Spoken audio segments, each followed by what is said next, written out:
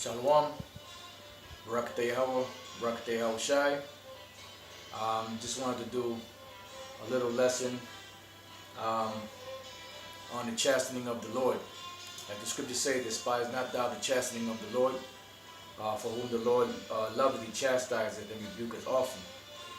And I was reading this scripture in St. John, the 16th chapter, and I want to get to it. And pretty much, the disciples went through hell with Yahweh Shai, they suffered what he was suffering, and at the end, they were happy that he was speaking plainly to them. And you would expect that after all of that, Yahweh Shai would just give him a pat on the back, say, you guys are doing all right, and he pretty much cursed him out, and when I read that, I was like, man, it reminded me of this saying that Apostle Gabar always says, that the Most High is a hard teacher, and what I got from it was not that Yahweh Shai wanted to be, like that. I'm sure he wanted to embrace them and, and do all of that, but what I got from it is that the times that are coming, back then they were going to go through those times, and we're going to go through those times now. Back then, through the times that they were going, and things that were going to come up, and things that they would have to deal with, they had to be tough men, to be able to deal with those things.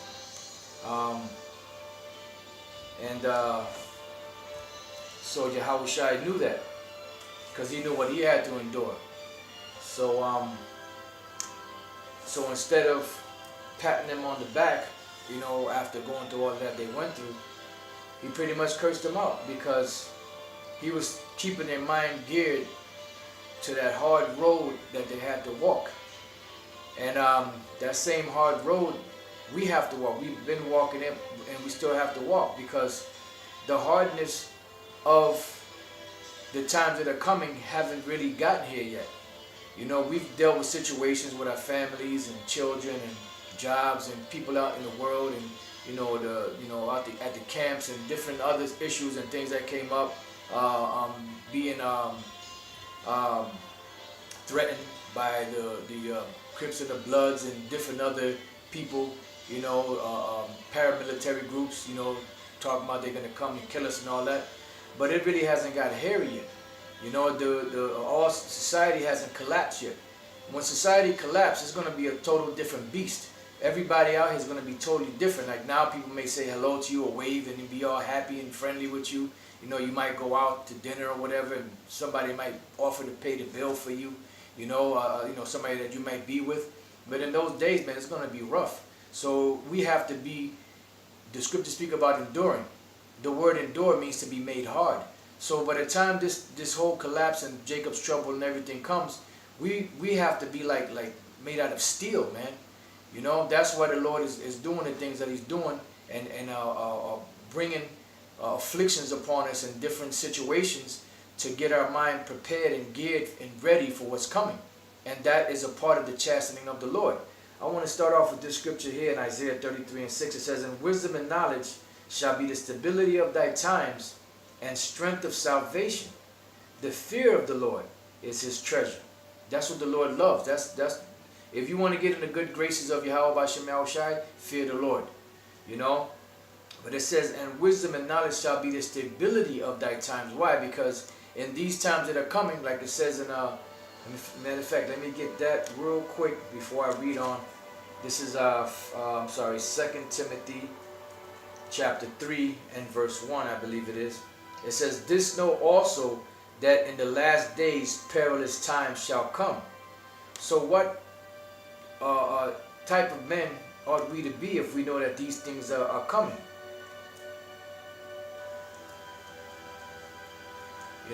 We have to be, geared for the times that are coming.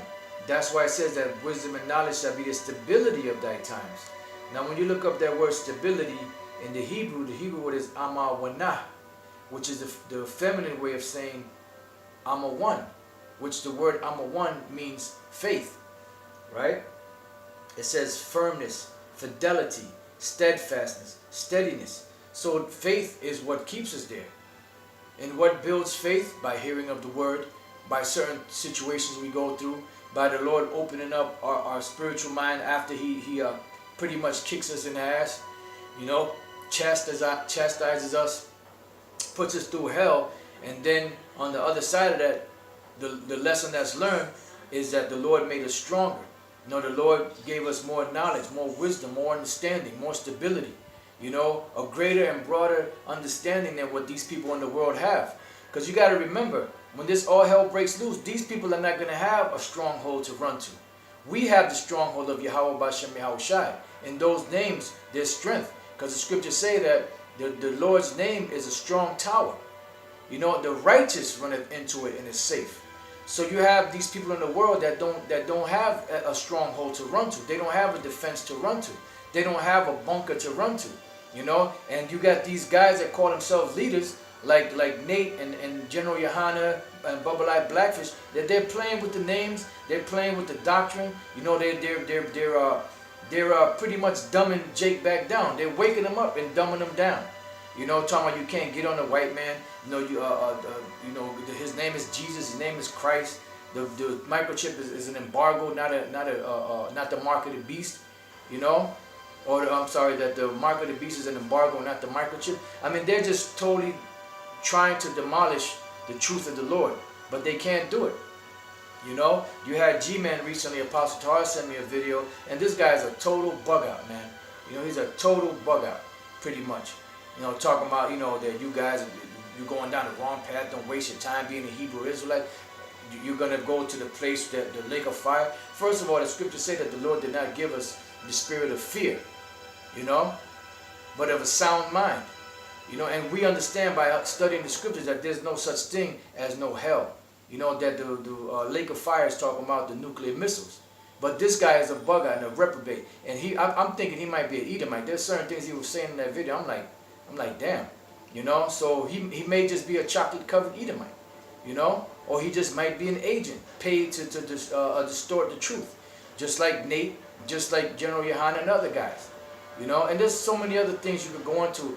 But the point is that if you're a leader, if the Lord made you a leader to lead Israel, you're supposed to get them prepared for what's coming. Because what's coming is going to be devastating. It's going to be a marvelous thing, man. It's going to be devastation upon devastation. And the only way you're going to be ready for those days is if you're trained up in the right way and if you're part of the elect. Beginning with being a part of the elect. If you're part of the elect, you're gonna sink into this thing and be rooted and stable, you know. But these guys that call themselves leaders, they're not doing that. They're not strengthening the minds of these people out here. They're just dumbing them down, you know. So when this hell breaks loose, they're gonna lose their mind. You know, that's what the Lord said, that you false prophets out there, you guys are like the foxes in the desert. You see the enemy coming, but you ain't sounding the alarm of war. You steadily letting the people just keep dancing and playing and keeping them more entertained, giving them the same bread and circuses that Esau's giving them. And here it is, they're just bugged out of their mind and not ready for what's coming. So by the time the enemy gets to the gates, it's going to be too late. You know? So that word Amawana, which is the feminine way of saying Amawan, is firmness, fidelity, steadfastness, steadiness. And when you go to the root word, it goes back to the root of the word for faith. So that's what's going to be our stability, this knowledge and this wisdom. That's what the scriptures speak about, to perceive the understanding of this truth. Because understanding is the key. Knowledge and wisdom is definitely needed, but the key to all of it is understanding. And the only ones that's going to be given that understanding and be able to stay firm in these days is the elect of the nation of Israel. Alright? So now I want to hit Job 5 and 6. Although affliction cometh not forth of the dust, neither does trouble spring out of the ground. Yet man is born into trouble as the sparks fly upward. So we're born into trouble, but the days that are coming, which is Jacob's trouble, is going to be far greater troubles than were ever since there was a nation on the planet. Matter of fact, since I keep mentioning, let me just read that real quick. Jeremiah chapter 30, verse 7.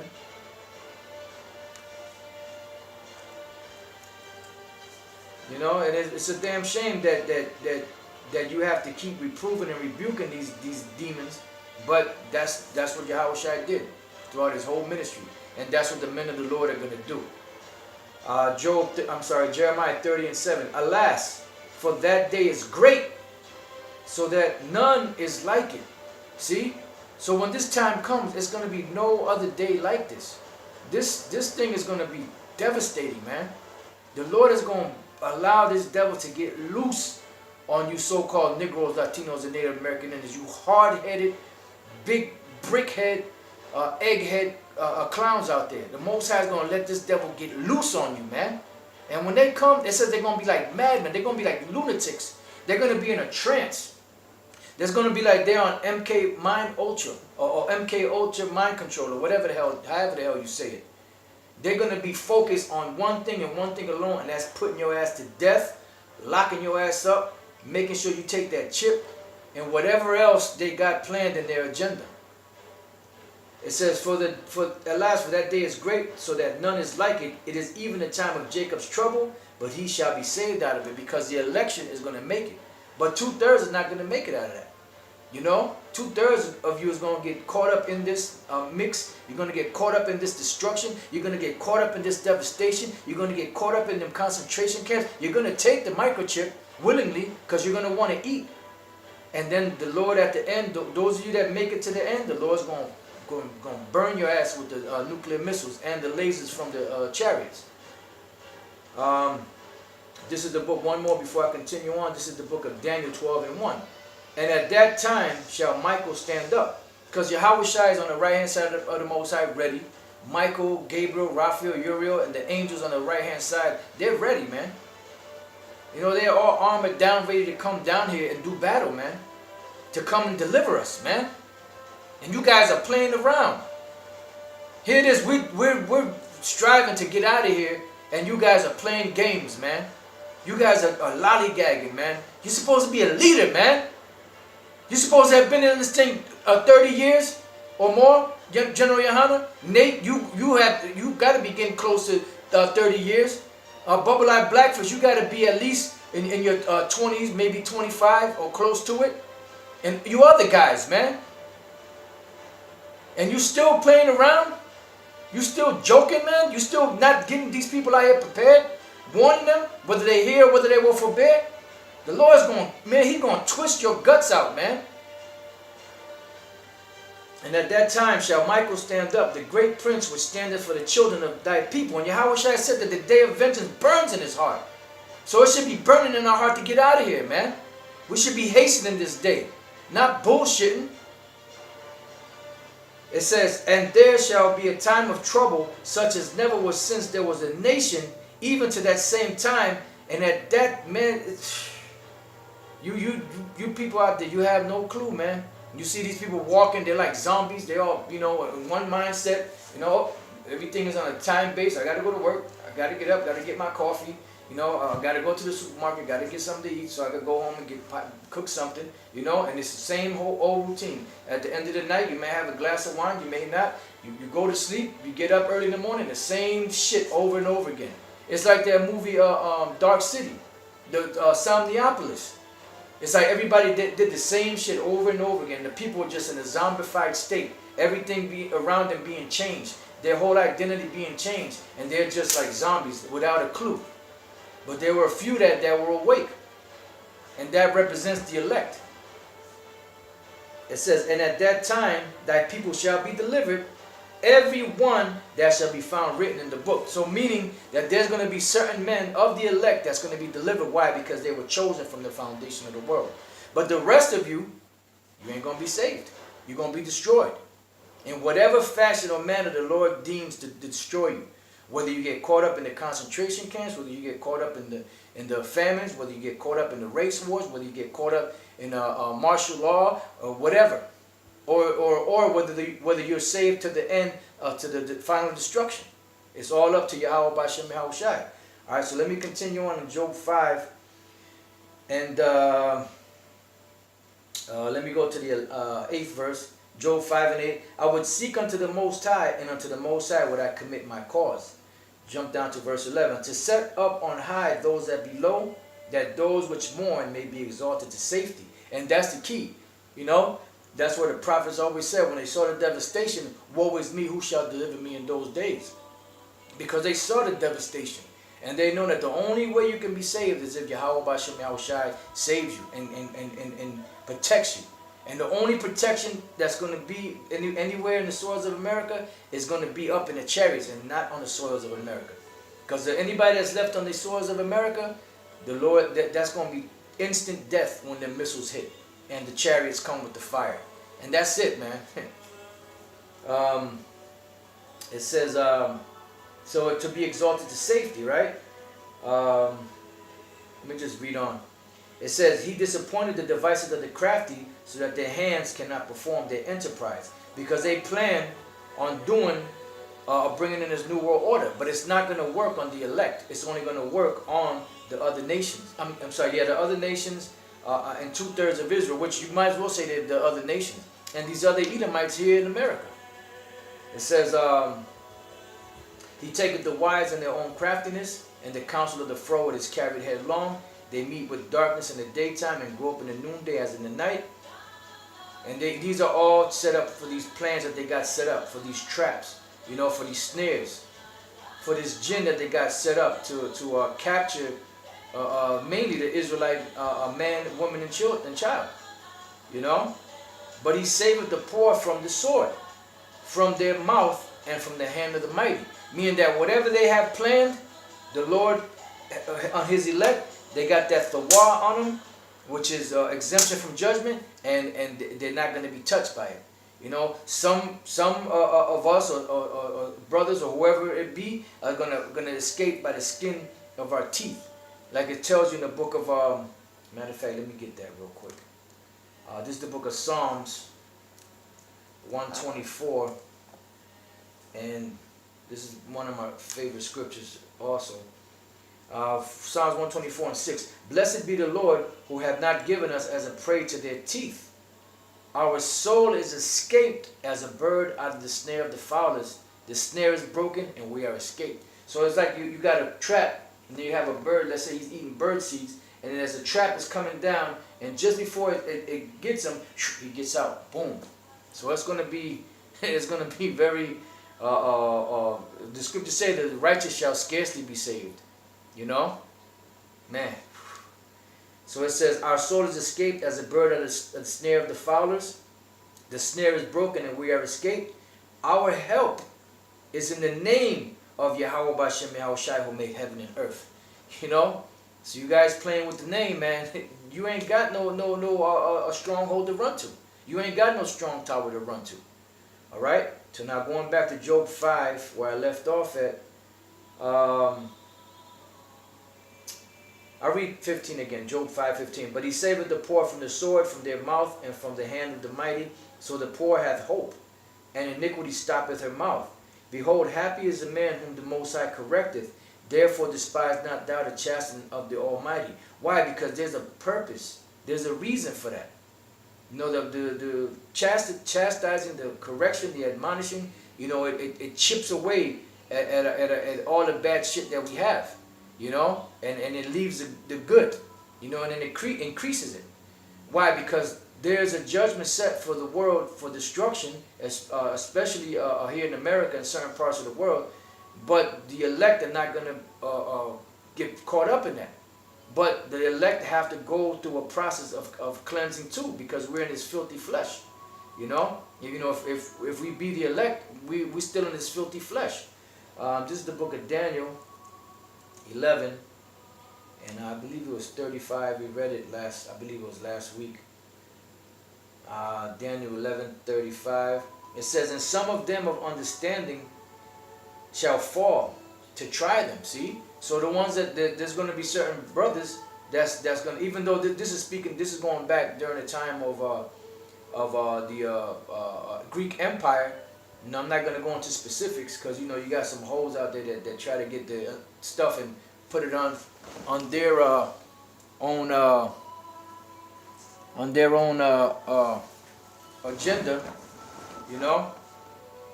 But it says, and some of them of understanding shall fall to try them and to purge and to make them white, even to the time of the end, because it is yet for an appointed time. You know, so that's why. So the trial of our faith, as the scriptures say, which is much more precious than gold that is tried in the furnace.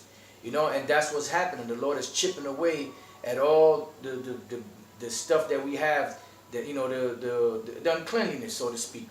You know, for lack of better words. You know? Alright, so going back to Job 5, it says, Job 5:17, behold, happy is the man who the Most High correcteth, therefore despise not thou the chastening of the Almighty, for he maketh sore and bindeth up. He woundeth and his hands make whole. So that's a cycle. You know, when the Lord puts chastening on us, we're broken down. But then on the flip side of it, the Lord binds us back up and makes us stronger. Because we have to be made hard as steel for the things that are coming, you know, and it's going to be done, you know, in it's going to be done in the destruction is going to be vicious, man. Everything leading up to it is going to be vicious, you know, and we're like right there at the door.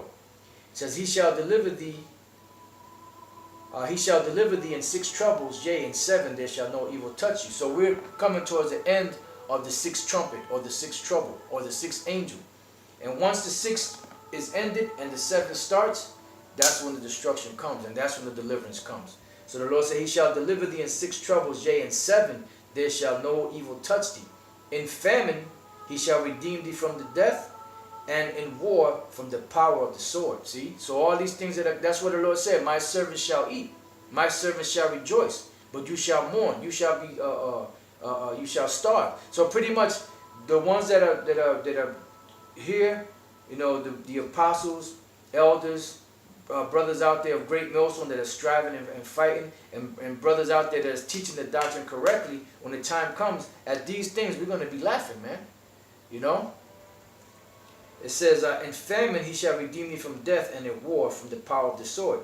Thou shalt be hid from the scourge of the tongue, because the scourge of the tongue represents the things that they're saying and the things that they want to do.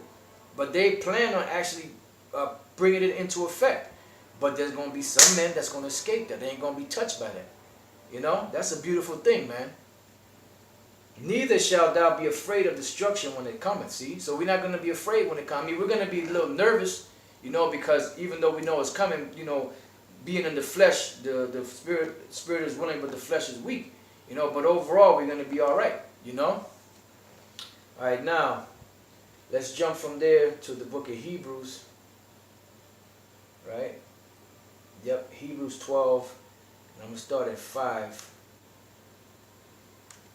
Hebrews chapter 12, verse 5. I'm going to try to move along a little quickly so I can finish this out. Hebrews 12 and 5. And ye have forgotten the exhortation which speaketh unto you as unto children. My son, despise not thou the chastening of the Lord, nor faint when thou art rebuked of him. For whom the Lord loveth, he chasteneth and scourgeth every son whom he receiveth. If you endure chastening, the Most High dealeth with you as with sons. For what son is he whom the Father chasteneth not? But if you be without chastisement, whereof all are partakers, then are you bastards and not sons. See? So it's pretty much self-explanatory. You know, this is all a process of getting rid of our you know, the negative stuff of us, for lack of better words. Furthermore, we have had fathers of our flesh which corrected us, and we gave them reverence. Shall we not much rather be in subjection unto the Father of spirits and live? See? For they verily for a few days chasten us after their own pleasure, but he for our profit, that we might be partakers of his holiness. Why? Because this destruction that's coming is going to kill a lot of people. You know, so we can be partakers of his holiness when we get beamed up into the chariots and are taken to the kingdom. It says, now no chastening for the present seemeth to be joyous, but grievous. And it grieves you, man. When you go through hell, when you go whatever your affliction is, it's not pleasant. It's not a pleasant thing. Whether it's mental, whether it's physical, whatever, it's not a pleasant thing.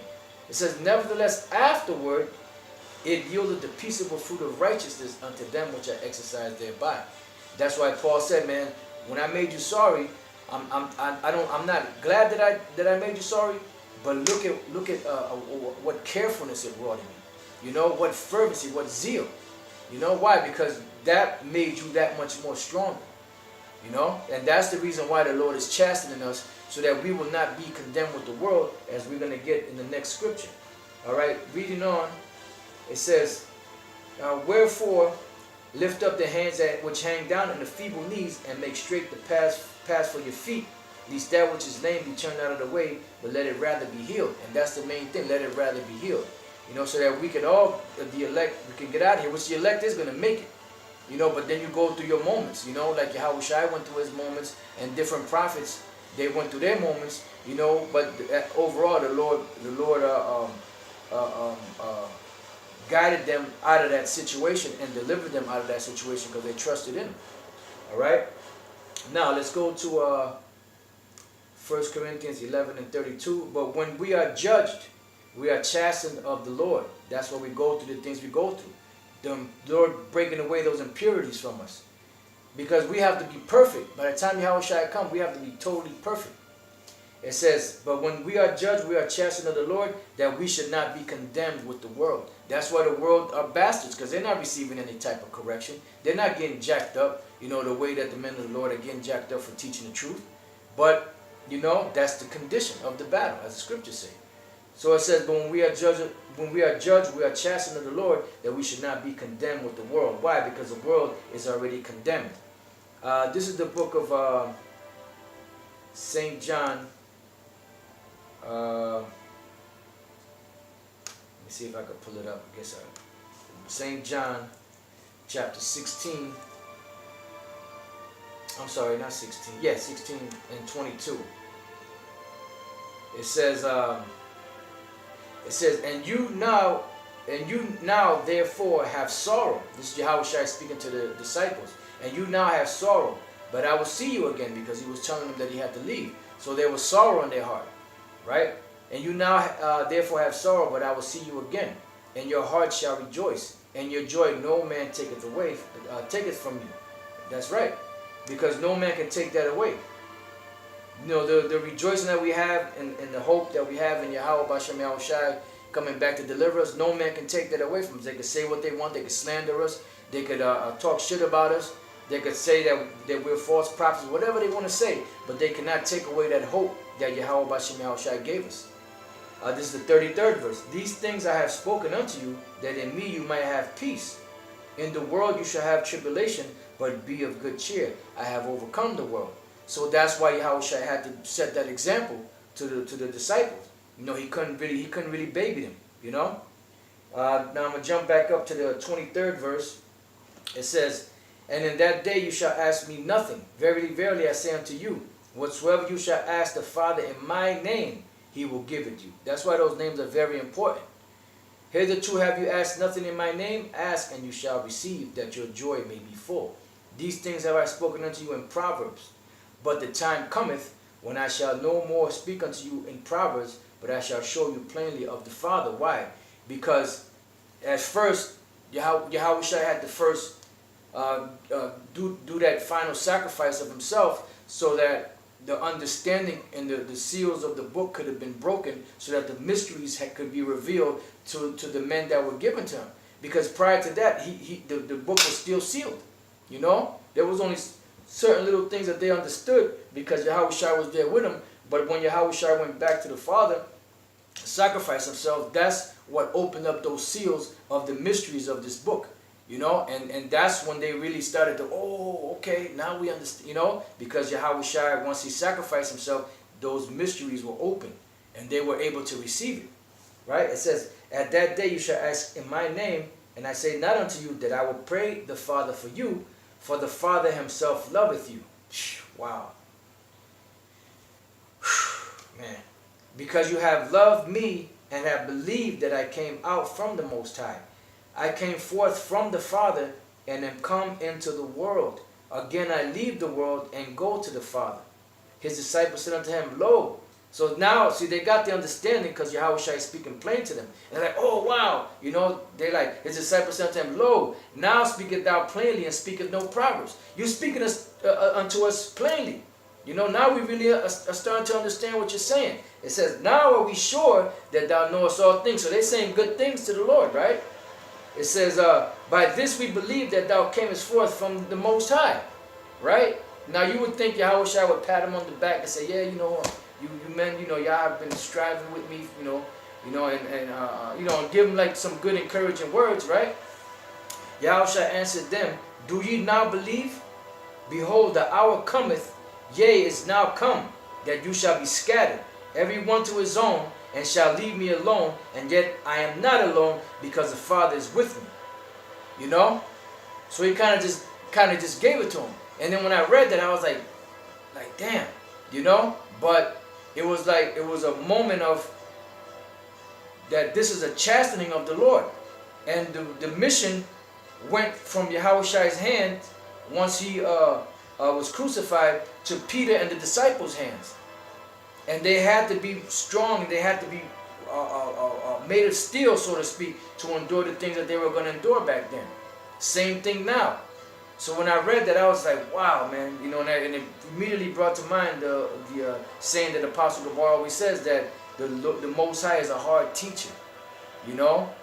And the last scripture I want to leave you with is in the book of Isaiah 53. Isaiah 53 and 10, 10 to the end, which is a short chapter. I'm just going to read the last couple of verses. Isaiah 53 and 10. Yet it pleased the Lord to bruise him. Bruise who? Yahushua. Why? Because that was a chastening that Yahushua had to go through. Right? He had put him to grief. When thou shalt make his soul an offering for sin, he shall see his seed, he shall prolong his days, and the pleasure of the Lord shall prosper in his hands. So it pleased the Most High to bruise his own son, his only begotten son, Yahushua. So how much more us? But why did he do that? Because he had a mission. That's why when Yahushua prayed, the Most High didn't come to him and said anything to him. Why? Because he already knew what he had to do. And that's the reason why Yahushua seemed like he was kind of cold towards the disciples, but he still gave them comforting words, because he told them, in the world you shall have tribulation, but be of good cheer. I have overcome the world. You know? So he was hard on them, but then he gave him a little, a little reprieve, so to speak. Right? It says, he shall see of the travail of his soul, see? The affliction that Yahushua had to go through his body, and shall be satisfied. See? Because the Most High requires sacrifice. By his knowledge shall my righteous servant justify many, which is Yahushua. For he shall bear their iniquities. Therefore will I divide him a portion with the great, and he shall divide the spoil with the strong, because he hath poured out his soul unto death. And he was numbered with the transgressors, and he bare the sin of many, and made intercession for the transgressors. And then the scriptures also say that he went through all these things contrary to the way he lived, because he was a righteous man. He didn't go off. So he suffered contrary to how he lived. But it was all done for the glorification of Yahweh. And the name of the lesson is Despise not thou the chastening of the Lord. Why? Because the chastening that we're receiving it so that when the world is being condemned and judged, we won't be condemned with it. So with that, I hope you brothers were edified. Until the next time, I say Shalom.